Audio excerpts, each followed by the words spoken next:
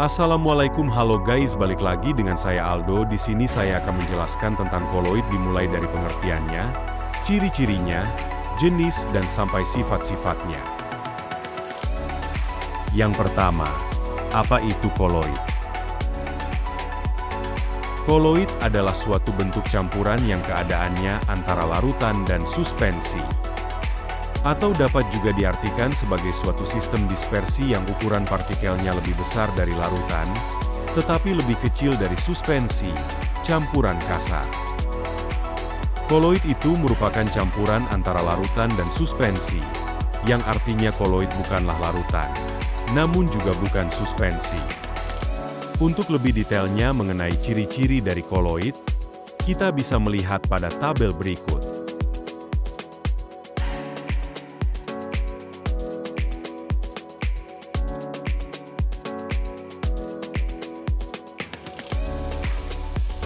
Yang pertama yaitu, bisa disaring hanya dengan membran semi-permeable. Yang kedua memiliki dua fase. Yang ketiga stabil. Yang keempat bersifat heterogen. Dan yang kelima memiliki ukuran partikel yang berdiameter 1 sampai 100 nanometer. Adapun 8 jenis koloid yaitu: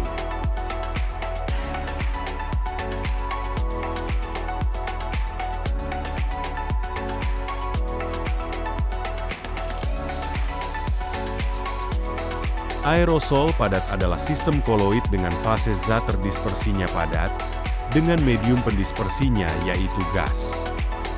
Contoh dari aerosol padat adalah debu, asap, dan asap rokok. Sedangkan aerosol cair adalah koloid dengan fase zat terdispersinya adalah cair, sedangkan fase zat pendispersinya adalah gas. Contoh aerosol cair adalah awan, kabut, dan semprotan. Sol adalah koloid dengan fase terdispersinya adalah padat, sedangkan fase zat pendispersinya adalah cair.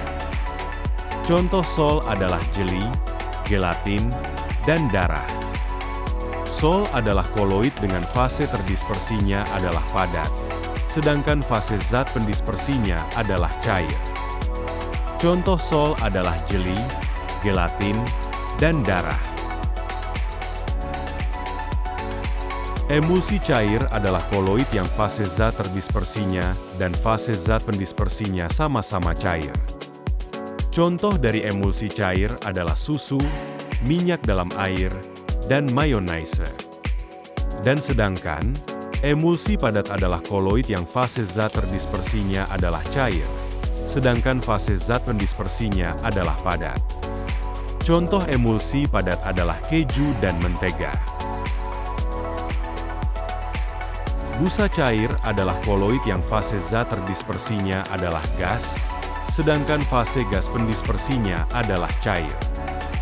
Contoh busa cair adalah busa sabun, krim kocok, dan krim cukur. Sedangkan busa padat adalah jenis koloid yang fase zat terdispersinya adalah gas, sedangkan fase zat pendispersinya adalah padat. Contoh busa padat adalah marshmallow, spons, dan batu apung. Baik, selanjutnya kita akan membahas sifat-sifat yang dimiliki oleh koloid.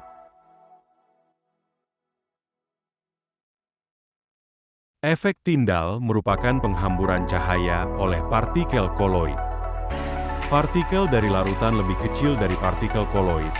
Karena partikel koloid lebih besar dari larutan, partikel larutan less than partikel koloid, sehingga berkas cahaya bisa dihamburkan. Efek Tyndall membedakan antara koloid dan larutan sejati. Misalnya, segelas air disinari oleh senter. Cahaya senter akan menembus air dan gelas, tanpa terlihat cahaya pada air. Gerak Brown merupakan gerak acak atau gerak tidak beraturan dari partikel koloid. Hal ini dapat kita lihat hanya dengan mikroskop ultra alias tidak bisa kita lihat dengan kasat mata. Partikel ini bergerak acak karena adanya tumbukan. Sedangkan pada suspensi tidak ditemukan gerak Brown, karena partikelnya terlalu besar, Sedangkan pada larutan terjadi gerak Brown karena partikelnya kecil, namun tidak dapat teramati dengan mikroskop ultra. Adsorpsi merupakan proses penyerapan. Biasa yang diserap itu adalah ion-ion oleh partikel koloid.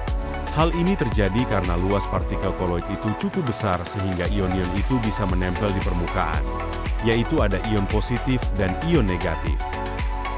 Karena koloid mampu menyerap ion-ion, maka koloid bisa bermuatan sesuai dengan muatan ion yang diserap. Selama koloid bermuatan, maka koloid ini tidak akan menggumpal karena muatan ion-ion yang sejenis tersebut akan saling tolak-menolak. Koagulasi koloid adalah proses penggumpalan partikel koloid. Karena koloid bermuatan, jika dihubungkan dengan muatan sejenis akan tolak-menolak sehingga tidak akan menggumpal. Namun lain halnya, jika muatan koloid dinetralkan, sehingga tidak ada lagi. Yang artinya koagulasi terjadi jika koloid dinetralkan atau tidak bermuatan. Bagaimana muatan bisa dihilangkan?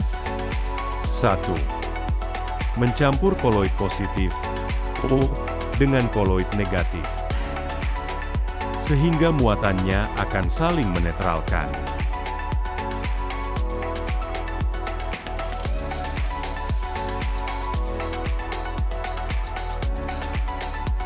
Kedua koloid yang bermuatan baik itu positif, O, atau negatif, ditambahkan dengan larutan elektrolit.